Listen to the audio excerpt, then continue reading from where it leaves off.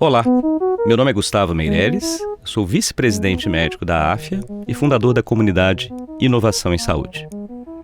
Bem-vindo ao ExpertCast, o podcast focado em novas tecnologias e inovações no setor da saúde. Eu tenho o prazer de receber aqui hoje novamente dois grandes amigos, Marcelo Averbach, que é médico coloproctologista, fundador da ONG Zoé, e o Ricardo Moraes, que é médico cardiologista, fundador da ONG Mais e diretor médico da AFIA, para continuarmos uma conversa imperdível sobre inovações e transformações na saúde do Brasil por meio das ONGs. Marcelo, Ricardo, muito obrigado pela presença novamente. Gostei muito da nossa conversa. Eu já conhecia bastante o trabalho aqui dos dois, mas fiquei aqui encantado com as histórias que vocês contaram. Obrigado. Na verdade, é um prazer estar aqui com você, Gustavo, e eu fiquei encantado com as histórias do Ricardo. Realmente campeãs. Parabéns, Ricardo. Eu queria agradecer novamente, Gustavo, e vice-versa, né? As histórias da Zoé também. Eu acho que todo mundo que pensa em voluntariado, eu acho que aqui a gente consegue trazer a essência de que é o trabalho voluntário, o médico, e que existe várias possibilidades de poder ajudar. Eu vou começar esse episódio agora por você, Ricardo, depois a gente passa para o Marcelo, a gente inverte a ordem. Eu vou começar por um tema que é extremamente importante para as ONGs, que é o financiamento, porque, infelizmente, apenas com boa vontade a gente não consegue resolver os problemas. A gente precisa de financiamento, precisa de dinheiro, precisa de apoio. E muita gente tem medo de doar, porque fala, eu vou doar, não sei para onde esse dinheiro está indo, e essa ONG deve ser uma lavagem de dinheiro, de alguma coisa. Então, muita gente tem a vontade, mas fica na dúvida porque não conhece, porque tem receio. Então, eu queria que vocês dois contassem como que funciona o financiamento de uma ONG, como que é coletado o dinheiro, como que ele é destinado. O Ricardo falou, tem auditoria aqui na primeira metade do episódio, como é que isso é feito, qual que é a transparência que é dada para que as pessoas consigam diferenciar e separar o joio do trigo, né? Então, começa pelo Ricardo e depois Marcelo. Excelente, acho que você trouxe um ponto super importante. Primeiro, que o financiamento é o que consegue mover o propósito da ONG, né? As pessoas que acreditam naquele propósito, que estão procurando poder ajudar as empresas, as pessoas físicas, eu acho que procurar, e aqui não é só para nossa, mas procurar essa transparência, como você mesmo disse, da informação, como é utilizado aquele dinheiro. Não só como é do ponto de vista utilizado, que está ali na frente, na rede social, mas dados os objetivos mesmo, que muitas vezes a gente obrigatoriamente, a Zoé também, a gente também coloca publicamente, né, para as pessoas poderem terem acesso a essa informação e poderem ter a segurança de poder fazer aquela doação, né? O nosso objetivo, a gente está, né, a gente está utilizando o dinheiro público, o dinheiro das pessoas, né, dinheiro dos fornecedores, com o objetivo de ajudar a outra pessoa. Então, desde do início, está em ata, está no, né, que a gente criou, a gente quer levar essa transparência para as pessoas terem a segurança. Então eu convido as pessoas que querem ajudar, que querem ver qualquer ONG, sempre procurar isso, né? Procurar essa informação, se não consegue ter abertamente, procurar meios que consigam ter essa informação, até meios que estão mesmo em consulta pública, que existe no governo, tem as ONGs que são cadastradas lá, mas a ajuda ela na verdade é sempre muito importante, porque é o que move a ONG no caminho que é o propósito daquela ONG tem, né? Então a ajuda financeira da pessoa física, como eu disse, é super importante. Muitas vezes a gente sabe, os valores são super variados, a frequência da doação também, mas é o que mais a gente precisa, né? Uma perenidade daquela renda, daquela doação pelas pessoas, para a gente poder continuar os projetos. As empresas que querem se vincular, né, que querem ter a exposição, e a gente hoje não trabalha nenhuma que quer ter a exposição de marca, mas que querem ter a exposição de marca de propósito, faz todo sentido. Obviamente que é uma conversa, né, uma reunião que vai pautar essa união, né, para poder fazer sentido para as duas, para a ONG e para a empresa. Então, super importante também ter essa porta aberta, né, e saber se eles acreditam naquele propósito e podem se vincular. A gente sabe que muitas empresas têm a responsabilidade social, né, cada vez essa bandeira ESG é cada vez mais forte em multinacionais e nacionais, e a gente pode ser parte dessa bandeira, né? Pode colaborar, pode trazer essa experiência do beneficiário, né? Da empresa, né? Do colaborador para dentro, e ele poder ser um voluntário, obviamente, como todos os outros, mas ainda passa muito pela essência, né? Então, se a empresa acredita, se as pessoas que estão sentadas na cadeira, né, que tomam a decisão, acreditam naquele propósito, se as pessoas físicas que estão doando e acreditam, eu convido a todos irem presencialmente, verem o site, verem o Instagram, verem os vídeos, conversar com as pessoas que participam para ver se aquilo é real ou não, porque é o que consegue mover a ONG, né? A gente já teve momentos, e o Marcelo também sabe muito bem disso, a gente teve momentos de angústia, achando que a gente não ia conseguir fechar o projeto, desenvolver o projeto, porque o dinheiro não vinha, e a gente faz rifa, a gente faz campanha, a gente convida as pessoas, a gente pega a camiseta autografada de futebol para poder, né, que amigos conseguem, a gente consegue fazer para poder angariar e poder isso continuar, e obviamente tirando o próprio bolso também, para poder, porque a gente acredita nesse propósito desde o começo, sabe? E vocês, Marcelo? O problema é sempre o mesmo, né, Ricardo? O problema é a gente ter fundos para fazer com que os nossos sonhos aconteçam, né? Para que as expedições aconteçam, os nossos trabalhos possam ir adiante. Nós dependemos, obviamente, de doações, pessoas físicas, e por menor que seja a quantia, muitas vezes é melhor uma doação recorrente, né, do que uma doação única, justamente para que a gente possa ter até um planejamento do que vai entrar, né? As doações recorrentes são extremamente bem-vindas, de pessoas físicas, de pessoas jurídicas. Obviamente, nós recebemos, sim, doações de pessoas jurídicas, e eu acho que sem isso nada acontece. Então, quer dizer, esse ano, por acaso, nós tivemos 2 prêmios. A indústria farmacêutica Teva premiou a ONG Zoé, e foi um prêmio com aporte significativo de dinheiro, que para nós foi muito importante. Nós fomos premiados também por uma organização americana, nós fomos para Washington, na verdade nós fomos finalistas, eram 1.800 ONGs de 90 países. Nossa. E nós ficamos entre os 5 finalistas. Nós não ganhamos o prêmio, mas por ser finalistas nós também tivemos algum recurso aí que foi oferecido para a nossa ONG. Então isso aí também nos ajudou bastante nesse ano que passou. Enfim, eu volto a dizer o que eu falei no capítulo passado, que as doações são muito bem-vindas, e eu convido a todos a conhecer o nosso site www.ongzoe.org, e lá conhece-se um pouquinho da ONG e tem as formas de se fazer as doações, que para nós são fundamentais. Vocês ganharam os prêmios, mas quem ganha o maior prêmio são os pacientes. Sem dúvida. Então, exatamente. E aí deixo de novo aqui, né? O Marcelo falou, né? Então, ongzoe.org e Instagram, ongzoe.oficial. Perfeito. E aí, Ricardo, para mais... @ongmais.com.br no Instagram e ongmais.com.br no site. Então, para quem está nos ouvindo, já sabe. É só entrar no site ou no Instagram, conhecer o trabalho que as duas, Zoé e Mais, têm feito, e deixar lá a sua doação, se possível de forma recorrente, para que as duas consigam continuar fazendo esse trabalho de excelência.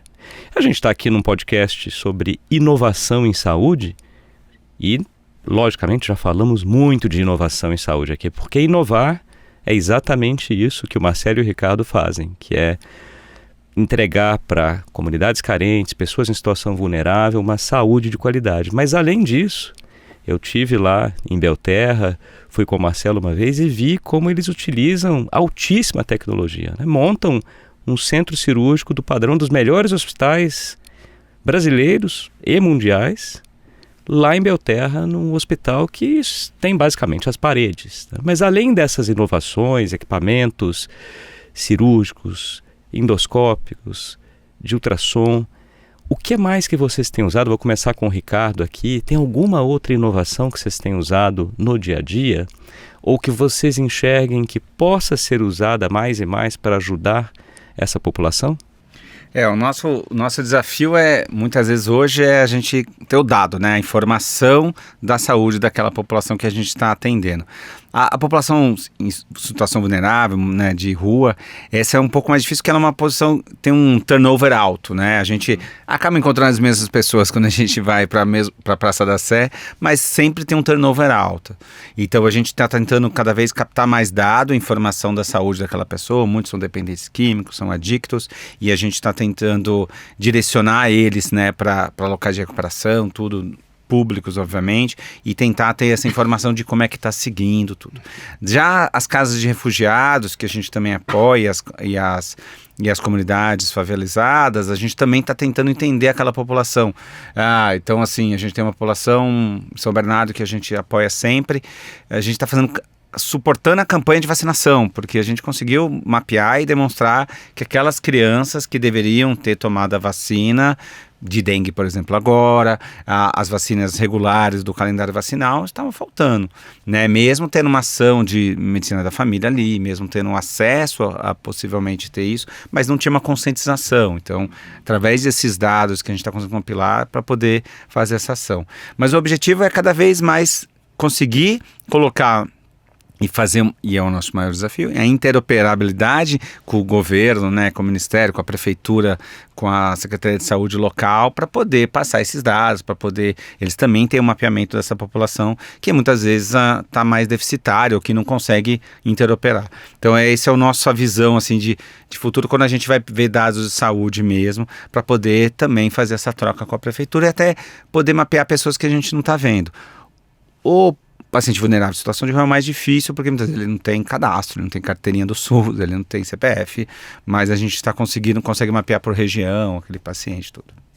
E vocês, Marcelo? Então, de tecnologia você já mencionou, né, que a gente faz cirurgias laparoscópicas, endoscopia de qualidade, isso tudo, mas eu gostaria de chamar a atenção a 2 pontos que envolvem realmente uma inovação em tecnologia. Na parte endoscópica, que diga-se de passagem é coordenado pelo Marco Aurélio da Assunção, né, nosso amigo do Sírio-Libanês, nós já levamos para lá a inteligência artificial aplicada à endoscopia. Né? A inteligência artificial, principalmente na colonoscopia, ela ajuda no reconhecimento do pólipo. Uhum. Você está fazendo o exame e de repente aparece no monitor uma caixinha que é ele te chamando a atenção, olha, isso aqui é um pólipo. E não só isso, ele faz o diagnóstico diferencial se aquele pólipo é um pólipo hiperplásico, sem muita importância, ou é um pólipo adenomatoso, um pólipo neoplásico, né? Então, nós levamos a inteligência artificial para a região amazônica, para a Belterra, quer dizer, foi uma coisa que realmente foi muito interessante. O Marco Aurélio, ele levou também a teleendoscopia, que é uma coisa muito interessante. Ele pegou uma antena de transmissão, ele mandava a imagem para São Paulo e eu estava lá também, né, em São Paulo, nós víamos as imagens e nós dizíamos, não, isso aqui você fique tranquilo, não, isso aqui precisa ser biopsiado, essa lesão precisa ser retirada, quer dizer, uma teleendoscopia, que é uma coisa realmente de ponta, e nós fomos em literatura e tem poucas coisas publicadas, até um motivo de uma eventual publicação da Zoé. E a gente tem utilizado também a telemedicina. Principalmente no que tange a saúde mental. Saúde mental não precisa auscultar, não precisa palpar a barriga, quer dizer, sem desmerecer, obviamente, mas se você tiver a imagem do paciente e se você estiver conversando com o paciente, muitas vezes, em muitos casos, você consegue fazer um diagnóstico e fazer o tratamento desse paciente. Então nós temos utilizado a telemedicina principalmente para a saúde mental. Eu acho que são esses 3 pontos maiores que eu consigo trazer para vocês. Excelente, eu fico até lembrando de outros episódios aqui do ExpertCast que a gente abordou um pouco esses temas. Um deles foi quando falamos sobre as redes 5G aqui no Brasil. E aí tem um projeto muito bacana que é encabeçado pelo Hospital das Clínicas da Faculdade de Medicina da USP, junto com diversas empresas, incluindo a Siemens Healthineers, Deloitte, NEC, a Escola Politécnica da USP. E aí vieram aqui o Marco Bego, que é diretor do Instituto de Radiologia do Hospital das Clínicas da USP, e o Paulo Pontes, que é diretor na Siemens Healthineers. A gente falou sobre o uso das redes 5G e um projeto também que eles têm aqui, lá na aldeia indígena do Xingu, utilizando o 5G com ultrassonografia. Eles colocam o equipamento e ensinam alguém da população local a ligar o equipamento e passar o transdutor. E aí tem alguém remotamente, por exemplo, o Dr. Marcos Menezes, meu colega, amigo radiologista, lá na Universidade de São Paulo, vendo as imagens. E um outro foi com a Adriana Malê e Sabine Bolognini, que também tem o Grupo SAS, e que acompanhava ali o Rally dos Sertões, elas fazendo telemedicina. Então, são outras iniciativas aqui também que se somam as ONGs Zoé e ONG+, fazendo o bem aí Brasil afora, né? Nós estamos chegando, infelizmente, no final aqui do nosso episódio, e aí tenho certeza que quem está nos ouvindo fica pensando, puxa, eu sempre tive vontade de ajudar, mas eu não sei como, eu já tentei uma vez e não sei muito bem como fazer. Ou tem gente que fala, mas eu não sou médica, eu não sou enfermeira, eu sou engenheiro, mas tenho vontade de ajudar na saúde, mas eu não sei fazer ultrassom, não sei fazer cirurgia. Então, Ricardo, primeiro aqui, como é que a pessoa pode, por onde começa, como é que a pessoa pode ajudar o trabalho que vocês fazem lá na Mais? Bom, tem várias possibilidades. E aí muita gente me pergunta isso, né? Mas eu não sou médico, sou profissional de saúde. A logística toda que precisa para acontecer o atendimento médico lá na ponta, precisa de pessoas que consigam suportar isso, né? Que consigam ter uma visão da logística, que consigam entender, que consigam carregar caixa. Existem várias possibilidades de ajuda, né? Então, pra gente, ser voluntário, tá lá na Praça da Sé, tá lá nas comunidades, ser o Papai Noel, que eu fui várias vezes, mas assim, ser o Papai Noel, ser o Coelhinho da Páscoa, poder levar as crianças já é uma... Não importa a profissão, não importa nada, na verdade. Então eu convido as pessoas a irem, porque assim, tem possibilidades de trabalho, entre aspas, para qualquer profissão, para qualquer pessoa. Quando a gente vai para atendimento médico, idem, né? Então, suportar isso, de poder ajudar, de poder estar junto, de poder pegar na mão do paciente e conduzir ele para a sala certa, para o atendimento certo, para o momento certo, para dar ficha, isso é super necessário, não importa se você... Então, as possibilidades são muitas. Convido as pessoas sempre a irem verem, né? Experimentarem, tentarem, verem se é isso, como é que elas entendem, como é que elas lidam com aquela realidade, como é que elas se deparam. E da maioria das pessoas, não vou dizer 100%, mas da maioria se apaixonam, né? Se apaixonam por aquele momento, certeza. Se apaixonam pelaquela situação, se apaixonam em poder ajudar e contar mais. Então, vá para se apaixonar pelo voluntário, vá para ver como é que é essa realidade, porque muda a gente mesmo, muda a própria pessoa que está podendo ser o voluntário ali. Legal. E você, Marcelo, que teria a adicionar aqui? Eu concordo com o Ricardo. Na verdade, a ponta da história toda, sem dúvida, é a execução do tratamento médico, né? Seja ele em qualquer especialidade. Mas até você chegar lá, tem uma série de coisas que podem e precisam ser acontecidas, que vai desde a logística, a divulgação, a produção de material para a internet, produção de material para Instagram, documentação das ações, né? Quer dizer, você faz um documentário da sua ação que em última instância vai ser divulgado, e isso daí pode reverter em fundos para que as coisas continuem acontecendo. Tem lugar para todo mundo, quer dizer, todo perfil, as pessoas tendo interesse, acreditando na causa, existe lugar dentro da nossa ONG. Muito bom. E bem, antes da gente acabar aqui, esse papo maravilhoso que tivemos, tem uma tradição do ExpertCast que é o papo rápido. E aí são perguntas que não têm a ver com aquele episódio, são sempre as mesmas perguntas para os nossos entrevistados e entrevistadas. Eu vou começar aqui com o Marcelo, depois passo para o Ricardo, a gente vai alternando. E a primeira é sobre uma dica cultural ou de turismo, aí vale um livro, um filme, uma série, uma viagem. Começa com você, Marcelo. Olha, Gustavo, eu acho que até para manter a coerência de tudo que nós conversamos, eu sugiro uma parte turística para a região onde nós trabalhamos, para a região de Belterra, para a região do Tapajós. E diga-se de passagem, a nossa ONG está estimulando uma agência de turismo e vai ter, vocês podem verificar isso através do nosso Instagram, uma viagem para pessoas que não tem nada a ver com voluntariado, mas que eles vão conhecer a região e vão conhecer também o trabalho da Zoé. vocês podem entrar no nosso Instagram e saber um pouquinho a respeito disso. Eu acho que isso aí é uma dica bem interessante. O Gustavo já teve algumas vezes na região e eu sei que a última vez foi a turismo, né? E é uma região muito bonita. A região amazônica é muito bonita e se você pensar, nós aqui do Sudeste, poucas pessoas conhecem a região amazônica. Então eu estimularia um turismo na região amazônica e, se possível, com esse grupo que está se formando, que vai conhecer a região e vai conhecer em loco também um pouquinho do trabalho da Zoé. Eu vou aproveitar para endossar o que o Marcelo acabou de dizer, porque eu tive 2 vezes ali na região, e a primeira com a Zoé, e foi transformador na minha vida. Voltei de lá outra pessoa. E na segunda que eu fui, tive o prazer de levar minha família e seguir um pouco aqueles passos que eu tinha tido com o Marcelo, com o Marco Aurélio, com toda a equipe que estava. E aí realmente endosso, entrem, acompanhem a Zoé no Instagram.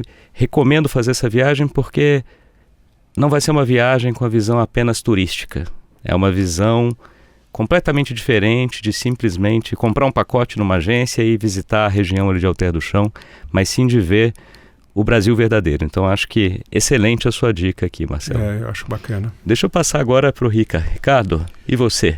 Levantou a régua, eu acho que isso eu também concordo muito, assim, eu tive essa experiência recente no Xingu, então assim, é uma região também absurdamente linda, assim, também transformadora, e aí eu já sabia, obviamente, como muita gente acha que já sabe, mas quando eu fui depois ler sobre a história dos irmãos Vilas Boas, né?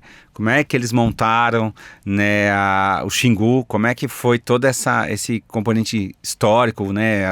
Essa briga, vamos dizer assim, política, governamental, para montar e ter esse local isolado do mundo, literalmente, dentro do Brasil mais profundo que a gente pode existir. Eu convido a ler os livros sobre os irmãos Vilas Boas, que é uma história brilhante de 2 brasileiros que revolucionaram. Assim, excelentes dicas. Agora eu começo com você, Ricardo, sobre... A gente falou de uma dica aqui cultural, viagem.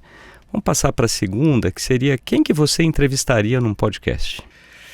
Pergunta difícil, viu?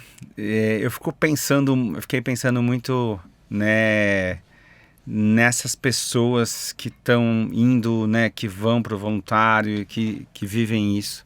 Eu tive até uma conversa recente com um colega que foi para o Médicos Sem Fronteiras, né, toda a experiência que ele tem, e eu acho que é isso, né? Eu penso em alguém que está numa missão de guerra.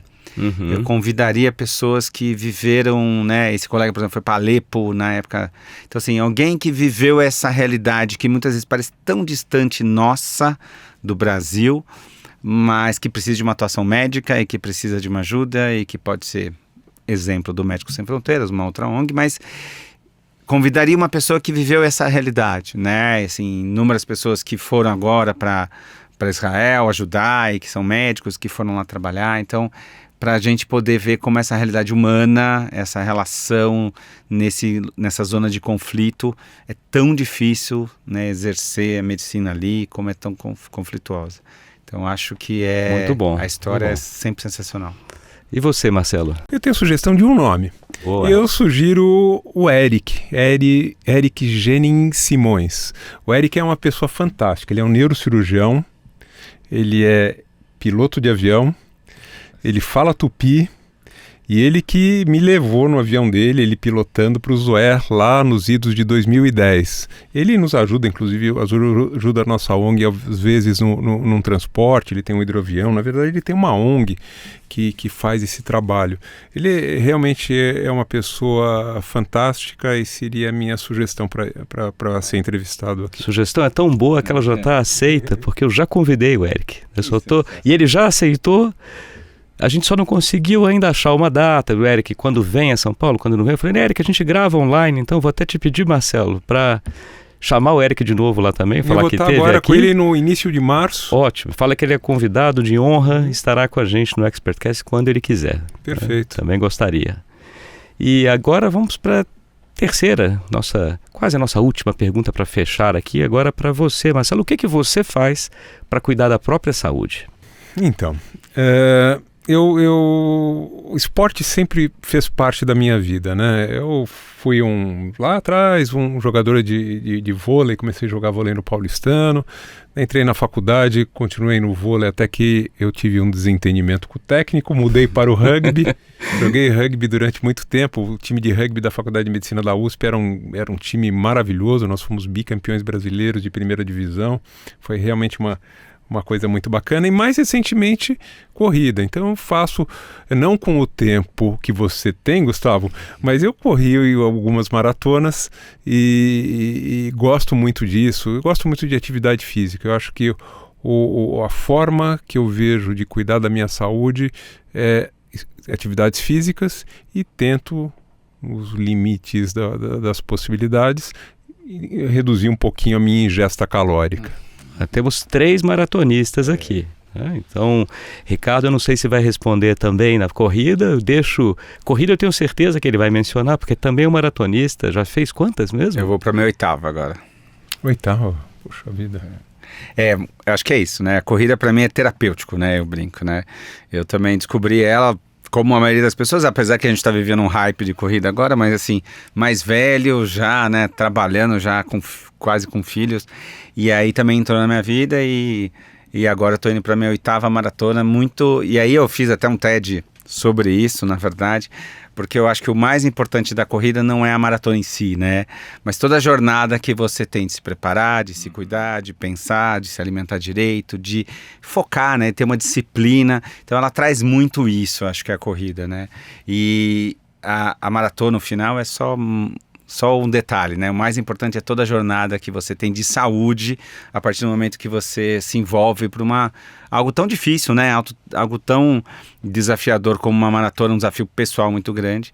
Então eu gosto muito de corrida, corro praticamente 4 vezes por semana e convido todo mundo a correr na rua, põe o tênis e vai, que é terapêutico. Excelente. Não é um esporte fácil, né? Basta um tênis e sai correndo por aí, não depende de ninguém, não depende de grandes equipamentos. E isso que o Ricardo disse eu acho fantástico, né? Porque todo mundo fala, nossa, mas você correu uma maratona. Maratona é muito difícil. A maratona é o mais fácil. O difícil é ter a regularidade, ter a disciplina para fazer os testes, fazer o que a gente chama de ciclo da maratona. O dia que chega a prova, você já conquistou, né? A prova é a celebração da sua vitória. Não importa o tempo, não importa como vai, mas ali é a vitória de ter feito o ciclo bonitinho e ter seguido e ter se transformado também. Aí a gente vai fechar aqui com a última pergunta agora para o Marcelo.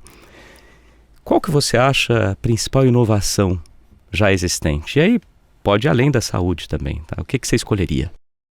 Olha, eu acredito que, levando em consideração minha idade, né, minha faixa etária, eu estou com 65 anos e aquilo que eu passei, eu lembro que quando eu estava no colegial nem se pensava num computador.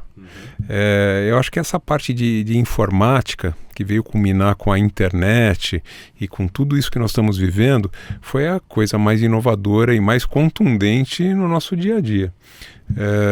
Eu não tenho muita dúvida que isso, e obviamente os frutos secundários que essa inovação gerou. Muito bom.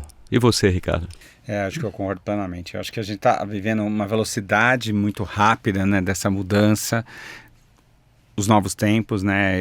Se eu fosse falar um exemplo muito do que consequência disso, que é a inteligência artificial, né? Eu acredito muito nesse next step que a gente está vivendo, nessa nova revolução industrial que a gente tem com a inteligência artificial. Ela está mais próxima do que a gente imagina, ela está moldando a sociedade diferente. Se a gente olhar para a saúde, ela também está ali no dia a dia e vai revolucionar cada vez mais. Há pessoas em situação ribeirinha poderem ter acesso à informação de saúde concretas, aos médicos poderem atender os pacientes com muito mais empoderamento de informação e dados. Então, assim, na saúde e na medicina, mas em todos os campos, a inteligência artificial acho que é o que a gente está vivendo. E aí eu usaria uma frase que, na verdade, uma pessoa que não sabe muito, chamada Bill Gates, né? E que, na verdade, quando ele lançou o computador de mesa, ele não sabia que ia mudar tanto a relação do ser humano com aquela máquina e como ia mudar a humanidade. Eu acho que a gente também não está tendo essa percepção, porque a gente está vivendo isso, neste momento, hoje. Né? E vai mudar a realidade, provavelmente. Olha, eu tive o grande prazer de receber aqui 2 amigos, médicos, corredores de rua, antenados e, acima de tudo, humanistas, à frente das ONGs Zoé e mais. Deixo de novo aqui para os nossos ouvintes o convite para conhecerem mais sobre o que as duas fazem em ongzoe.org ou ongzoe.oficial no Instagram e no @ongmais.com.br no Instagram, ongmais.com.br na internet. Muito obrigado, Ricardo e Marcelo. Espero recebê-los numa próxima oportunidade. Obrigado. Muito obrigado. Bem, e para você que está nos ouvindo, se você gostou desse episódio, não deixe de nos acompanhar, dar 5 estrelas na sua plataforma preferida de podcast, encaminhar para os seus colegas, amigos, assim que nós conseguimos divulgar informação de alta qualidade sobre tecnologia e inovação em saúde. E por falar em inovação em saúde, não deixe também de acompanhar a comunidade de inovação em saúde, que já conta com mais de 10 mil participantes. Basta entrar no nosso site, inovaçãosaude.com, e ali vocês conseguem ter acesso às nossas redes, que são gratuitas e abertas a todos. Muito obrigado e até o próximo episódio.